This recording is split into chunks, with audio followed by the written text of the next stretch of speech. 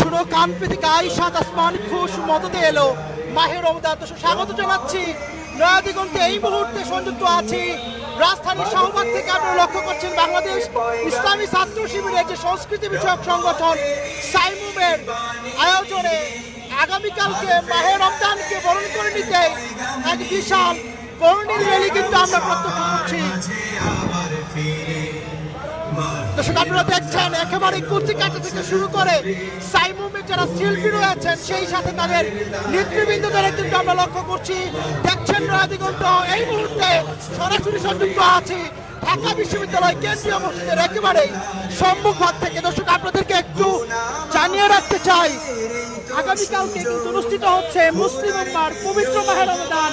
এই মাহে রমজানকে উপলক্ষ করে তার আগমনকে স্মরণীয় করে রাখতে বাংলাদেশ ইসলামী ছাত্র শিবির এবং সাইমুমের পক্ষ থেকে এক বর্ণিল র্যালি কিন্তু বের হয়েছে, যেটি কিছুক্ষণ আগে ঢাকা কেন্দ্রীয় মসজিদে বাদ মাগরিবে পরপরই অনুষ্ঠিত হয়। এখন এই মুহূর্তে র্যালিটি শহীদ শরীফ উসমান বিন হাদি চত্বরের দিকে কিন্তু এগিয়ে যাচ্ছেন।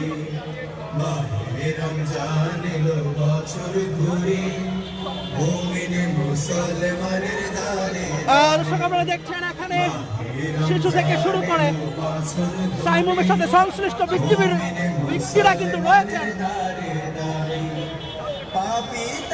তারা সাইমুমের নাম সম্মিলিত প্লে কার্ড নিয়ে সেই সাথে রমজানের মহিমান্বিত যে রূপ রয়েছে সেটিকে সবার মাঝে ছড়িয়ে দিতে র্যালিটি অনুষ্ঠিত করেছেন।